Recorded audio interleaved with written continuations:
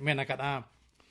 दिसोम रे मिट महारे कोरोना आजारे पड़ावकान को लेखा मोनेगेल 1000 पारम आकादा नोवा हालो लेतार पे महा पड़ावकान को लेखा मोनेगेल हजारे पारम केना नित हाबिते दिसोम रे गेल 3 लाख आरेगेल मोने हजार आरेसाय इरेल गेल इरेल जना कोरोना आजारे को पड़ावाकाना नोते पारमेन मिट महारे आरहों 6 पुन जना को गोज एन रे गोज अकान को लेखा बाढ़ाव काते पे गेल 3000 मोने साय गे मिट हुईना दिसोम रे नित हाबिते गेल 1 लाख लेखा कोरोना आजार खन को नापायाकाना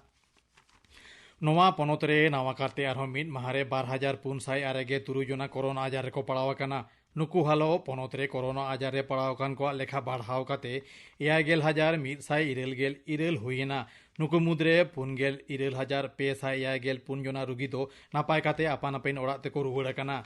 नोते होला आरहों 49 जना कोरोना रोगी को गोज एन रे नोवा आजार ते गोज अकान को लेखा बाढ़ाव काते 1,911 हुईना जेगेट रे कोरोना भाइरस आजार रे पड़ावकान को लेखा 1 करोड़ 1,911,000 पारम केना तबे 1 करोड़ 1,03,000 खन बारती मानवा नवा आजार खन को बुगिया काना नोते गोज अकान को लेखा हूं बढ़ाव काते 3,12,2,900 हुई काना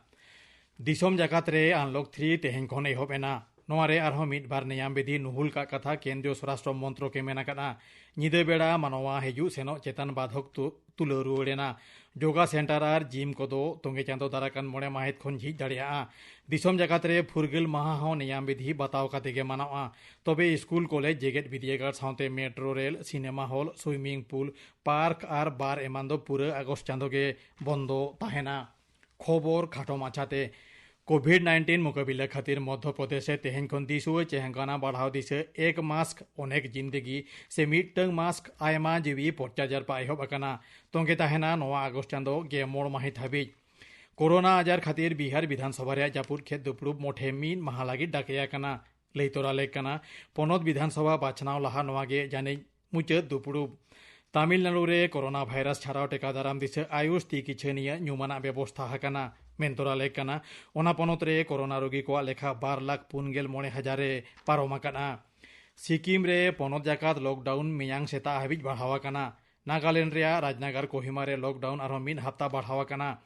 महाराष्ट्र रे नावा करते आरो 1,512 गोटांग कोरोना रोगिया खबर न्यामाकाना नुकु हालो कोरोना आजार रे पड़ावकान को लेखा बढ़ाव काते 3,12,100 हुईना ओना पनत रे 1 माह रे 263 जना को गोज अकाना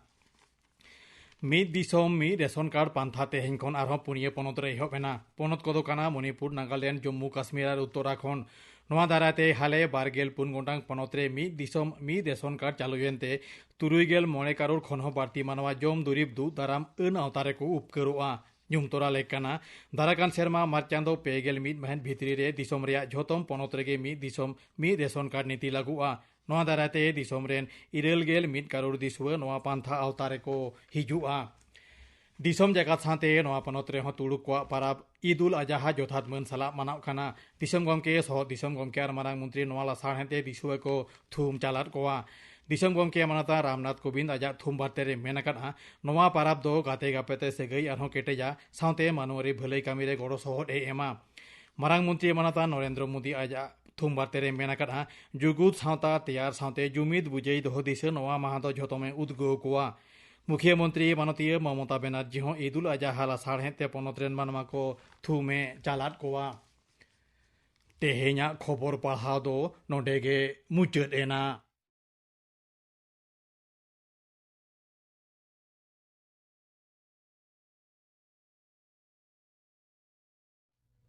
आकाशवाणी कोलकाता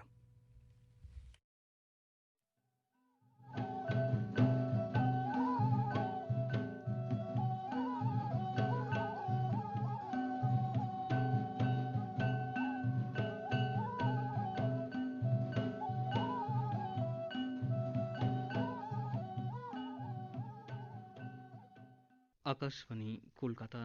पोनसाय मोड़गेल तुरुई गेटुड तुरुई मिटे रियाद गीतांजलि उछेन तालमा खन उछेन कान शांतारी आखड़ा पे आजुमेदा दिनम गे टीवी रेडियो सोशल मीडिया और बांखान खबर कागज करे कोविड-19 से कोरोना भाइरस इदी खाते बन बाडाय नामेदा जे ओका लेकाते सन्तर बन ताहेना चेद को बन चिकाया चेद को बाबन चिकाया एमान तेया नेतार मा nyelogok kana noa ajar re jahay ko padawa kana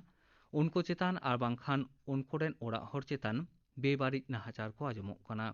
noa do ekal bang ठीक kana दुख रे सुख रे मेटांग मानमी गे आर मिट मानमी गड़ सपोहर या noa गे तो मानमिया उपरुम दो इनते हिरके हिपिस को दो बांग सन्तर ताहे काते noa ajar re padawa kan uni hor उनकोरेन ओड़ा हर आबोबन गड़ सपोहर आकोआ आर जानिक खान ओना रेगे आबोआ भलै सावतारिया भलै दिसम रिया भलै noa ajar re padawakan hor do bang ona ajar sala abo lerhei huyo tabona monere napai hudi sate sontor tahe kate noa ajar birud abo sanam ko mit kate lerhei huyo tabona menkhan bon dise dohoy ma mask ar bangkhan jahana farcha lukrite mu mochabon dapalma social distancing bon teyarma ti besahi sabangte bang aru farcha kate mu mocha metha kore ti aloboni dima Nito ajom tabon pe kunami soren ar sauten kuwa porop sering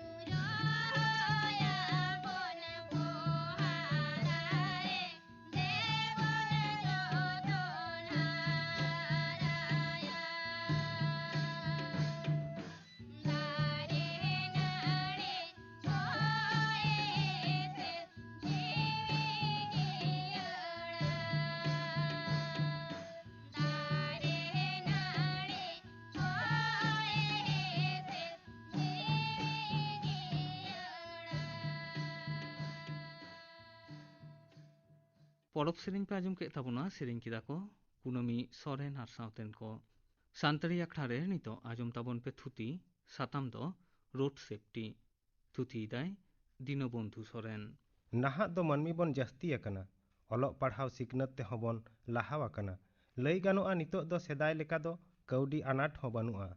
नावा नावा शहर बाजार बन तैयार अकदा हर डहार सड़क हों बढ़ती आकना साव सावते बढ़ती आकना गाड़ी घोड़ा हों और मनमी और गाड़ी घोड़ा को बढ़ती खातिर दिनम गे आयमा लेकान बेघटन से एक्सीडेंट घटाग कना। कथा रे को मेना जेलेन जीवन खांडाव खान हर डहार रे पावड़ी हों मेद लुतुर चेथाव कातेत पावड़ी में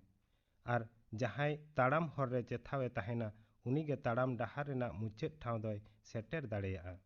मेनखान नाहाग नोआ जंत्र चेतान लादे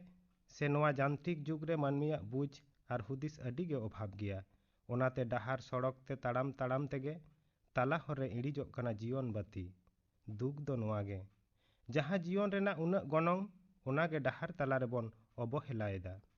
दिन दिन ते नेलोग कना हर डहार सड़क करे बेघटन रेया लेखा दो बढ़ती इदिग कना। सरकारा हिसाब लेकाते आबो नोआ भारत दिसम रे बछर रे 9 लाख बेघटन घटाग कना और नोआ दुर्घटनाते सेरमा रे 1,40,000 मानमी को गुजुग कना। ओनाते केंद्र सरकार दो परिवहन और निरापत्ता बिल 2016 ᱧᱩᱛᱩᱢ ते मिद बिले अगू आकादा जहां दो आईन लेकाते पास आकना। हर डहार निरापद दो आबुआ जीवन रेना मिद गनंगान कमी कना चेदा से हर डहार सड़क धारे करे गे मेनाआ स्कूल कॉलेज हासपाताल बाजार ऑफिस अदालत आरहों एमान तेया। जीवन बांचाव और जीवन खांडाव लगित नोआ हर डहार सड़क ते गाड़ी घोड़ा आते पौड़ी बन लहाएदा। ओनाते जथात भावते गाड़ी मोटरसाइकिल एमान चलाव दो हर निरापद रेया मिद लाक्तियाना कमी कना चेदा से नेलोग कना आयमा मानमी नोंका बेहुस और हुदिस बांग दहो कातेत गाड़ी बन चलावेदा ओनाते हर रेगे जीवन बाती हों इड़िजोग कना। ओनाते जहां को गाड़ी बन चलावेदा जहां लेकान झुंकी बांग हताव कातेत मेद लुतुर ते चेठा ताहे कातेत जथात भावते गाड़ी बन चलावा ताहले जीवन खुती खन रिहाई बन ᱧᱟᱢᱟ। मानमिया नोंकान अबुज बेहुस चुरित बदल अगू लगित भारत जाकात चेथाव ना चलाग कना और नोआ कमी होरा सारी होचय लगित समाज रेन सानाम को सावते पुलिस गाड़ी चाचलाव को स्वास्थ्य और मानमिया भलाई कमी रे जहां गावता को जोपड़ा मेना कोआ नुकु सानाम कोआ जुमित कमी तालाते नोआ कथा बन पासनावा और मानमी बन चेथाव कोआ ताहले हर डहार सड़क करे गाड़ी ते तेन गुजु दुख विपद बांग सेटेरोआ। नाहाग दो नेलोग कना शहर बाजार आतो ओड़ा करे मोटर बाइक टोटो ऑटो ट्रेकार tractor motor van bus lorry गाड़ी को बढ़ती आकना। नोआ गाड़ी को लगाम छाड़ा जोर ते चलाव खातिर हर डहार करे आयमा लेकान एटकेटोड़े से बेघटन घटाग कना। लाइन कोरेना बस को मुद्रे लाहाते चला रेया हापराव नेलोग कना सिग्नल लेबेद लोटम कातेत पारम चलाव एटा होड़ा लाइन ते सेन खातिर गाड़ी गाड़ी रपगोग कना ओनाते गाड़ी रेना क्षति हुयुग कना और जीवन बाती हो इड़िजोग कना। हेलमेट बांग हरक कातेत मोटर बाइक चलाव खातिर बेघटन घटाग कानते चाचलाव होड़ा जीवन क्षति कना और बांखान ती जांगा रापुद कातेत सारा जीवन को पंगु उतरोग कना और अकोय कोदो मोटर बाइक अडी जोरते चलाव खातिर निजेरा सावते हर रेन होड़ा विपद होको और अगुएदा। केंद्र सरकार दो भारत जाकात रास्ता निरापत्ता ᱧᱩᱛᱩᱢ ते सानाम कोय चेंघाव लगित मिद मारांग कमी होराय साब आकादा। भारत रेन सागाड़म मंत्री मानतान नितिन गडकरी 18टी राज्य रेन सागाड़म मंत्री को आते पे दफाते मीटिंग कातेत 2014 साले रे मिद खसड़ा बिले अगू लेदा ᱧᱩᱛᱩᱢ दो परिवहन और निरापत्ता बिल 2014 जहां रे दो कौडी डांडम सावते जास्ती शास्ति रिया कथा मेन मिनाआ। नोआ खसड़ा बिल गे संसद रिया बानार सभा रे पास कतेन 2016 रे अन लेकाते भारत रेना संविधान रे सेलेद आकना। मेनखान नोआ मोटर व्हीकल एक्ट रे दो चेद लई मेनाआ नोआ अन रे दो लई मेनाआ गाड़ी हरताव तायम गाड़ी registration insurance road tax pollution लेकान सानाम कागज पत्र बनाव हुयुआ और सावते दोहय हुयुआ। 16 बछर लातार बयस रेन अकोय गे गाड़ी चलाव रिया लाइसेंस बांग को ᱧᱟᱢᱟ। हेलमेट छाड़ा मोटर बाइक चलाव दो कई कना। 4 चाका गाड़ी चलाव समय सीट बेल्ट लगाव हुयुआ। हांडी पौरा ᱧᱩ बुल कातेत गाड़ी चलाव दो बांग गानोआ। गाड़ी रे जास्ती जिनिस पत्र हर हो बांग देज गानोआ जहां मान तहां जोरते हॉर्न बांग बाजाव गानोआ, जोरते लगा बांग गानोआ, रास्ता बांक करे आस्ते गाड़ी चलाव हुआ, लेंगा पाहटाते ओभारटेक से लाहा बांग गानोआ। गाड़ी चलाव अक्तो फोन ते रॉड दो कई कना, गाड़ी जथात समय रे सार्विसिंग से साराव होचय हुआ। नोआ कोमा अन रिना कथा बोन आंजम केदा, मेनखान नोआ अन लेबेद पारम लेखान ओका लेकाना शास्ति बोन नाम दाड़ेया। ओना कोदो हुयुक कना नोंका लेका, शास्ति कोदो संविधान रे आयमा लेकान सेक्शन से होरा रे भाग मेनाआ। मोटर व्हीकल एक्ट रेना सेक्शन 177 रे दो मेनाआ, गाड़ी चलाव रेना अन अरी लेबेद लटम लेखान 500 टाका जोरिमाना मेनाआ। एक्ट 194 सी रे दो मेनाआ, जोरते गाड़ी चलाव लेखान 1200 टाका जोरिमाना सावते 2 चांदो लाइसेंस बातिलोआ। 194 डी रे दो बिन हेलमेट आते मोटर बाइक चलाव रे दो 1000 टाका जोरिमाना और 2 चांदो लाइसेंस बातिलोआ। एक्ट 194 बी रे दो 4 चका गाड़ी चलाव ओक्ते सीट बेल्ट बांग लगाव रे दो 1000 टाका जोरिमाना हुआ। एक्ट 196 रे दो गाड़ी रेना इंश्योरेंस बांग तहे लेनखान 12,000 टाका जोरिमाना हुआ। एक्ट 192 ए रे दो गाड़ी रेना परमिट बांग तहे लेनखान 10,000 टाका जोरिमाना हुआ। एक्ट 189 रे दो जोरते गाड़ी चलाव लेखान 500 टाका जोरिमाना हुआ। एक्ट 185 रे दो हांडी पौरो न्यू काते गाड़ी चलाव लेखान 10,000 टाका जोरिमाना हुआ। एक्ट 194 रे दो रॉन्ग ड्राइव से उल्टा पाल्टा गाड़ी चलाव लेखान 9,000 टाका जोरिमाना। एक्ट 183 रे दो अडी जोरते गाड़ी चलाव लेखान 1,000 टाका जोरिमाना। एक्ट 181 रे दो बिन लाइसेंस ते गाड़ी चलाव रे दो 9,000 टाका जोरिमाना। एक्ट 180 रे दो बिन लाइसेंस और एटा होड़ा गाड़ी चलाव ते दो 9,000 टाका जोरिमाना। एक्ट 194 रे दो बास गाड़ी करे बढ़ती हॉड़ लादे लेको खान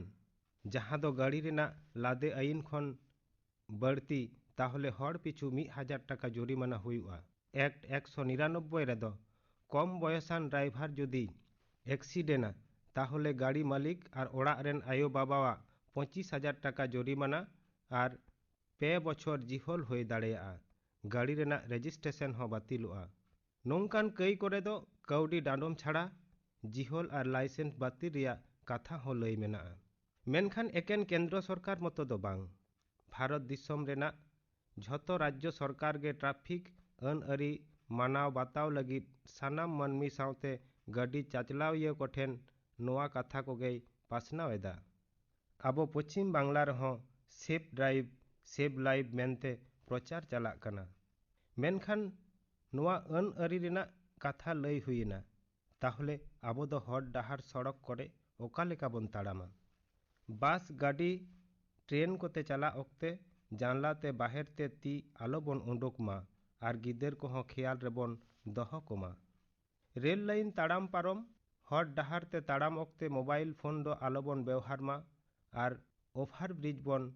व्यवहार मा। गाड़ी चलाव ओक्ते मोबाइल ते आलो बोन रॉड मा। हॉर डाहार रे ताड़ाम ओक्ते गिदरे को ख्याल रे बोन दहो कोमा। ताला हरते बांग ताड़ाम काते सड़क रेना लेंगा पाहटा और शहर बाजार रे दो फुटपाथ से ताड़ाम हर बोन व्यवहार मा। साइकिल मोटर बाइक गाड़ी रास्ता तालारे बांग तिंगू काते सड़क धारे रे बोन दहोय मा। न्यू बुल काते गाड़ी चलाव और हरते ताड़ाम दो एकाल बोन बंदोय मा।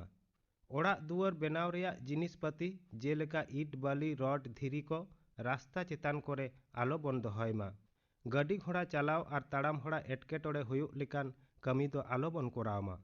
रास्ता पारमोग लगी जेब्रा क्रॉसिंग बोन व्यवहार मा।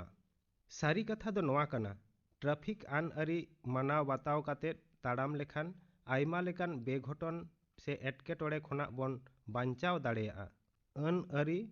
मानाव काते हरते ताड़ाम और गाड़ी होबन चलाव लेखान नोआ अन अरी गे आमा जीवन दय बांचाव दाड़ेया। नोआ कथा दो गाड़ी चलाव कुआ गे बढ़ती बुझ हुयुक ताकुआ चेदा से लाहारेन हर लगा पारम दो बिरत्तो कमी दो बांग कना। ओनाते मेन दो हर डाहर सड़क ते ताड़ाम ओक्ते मेद लुतुर ते चेठा बन तहेन मा गाड़ी चलाव ओक्तो ट्राफिक अन अरी बन मानाव बतावमा ताहले खान गे आयमा लेकान बेघटना खन रेहाई बन ᱧᱟᱢᱟ आर जीवन क्षति हो बांग हुयुआ ओनाते दो आमाग घारोज आतेद आम हो सुलुक रेम तहेना एटा हड़ हो सुलुक को तहेना आर साउते आबुआ नोआ साचार हे हो नापाय तहेना रोड सेफ्टी नोआ साताम बाबद थुति पे आंजम के ताबुना थुति किदाय दिनो बंधु सोरेन तेहनी आखड़ा रेयार मुचाद रे दोबन आंजम गो लेगे दंग सेरें सेरें एदाय सनातन मांडी।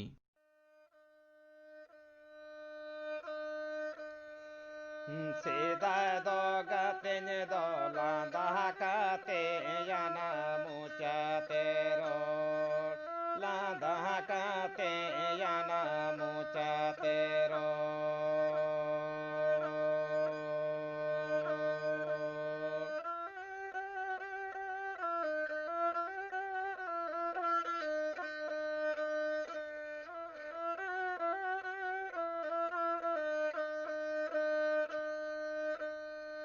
Naha do gatinye do cheder choy chikaye na tera tera te ho bai ko yoga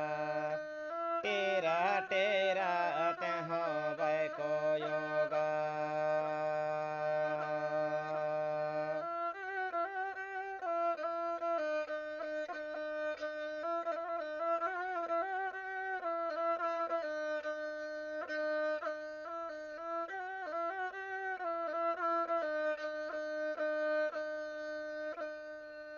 bang do mo long bari bang do le chala katha mo cha katha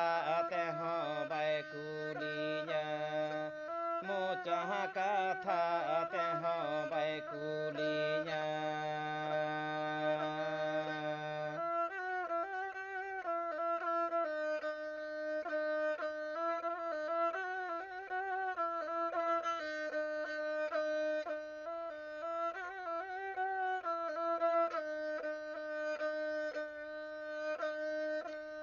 Sida do gatinye do landa kate yana mucha tero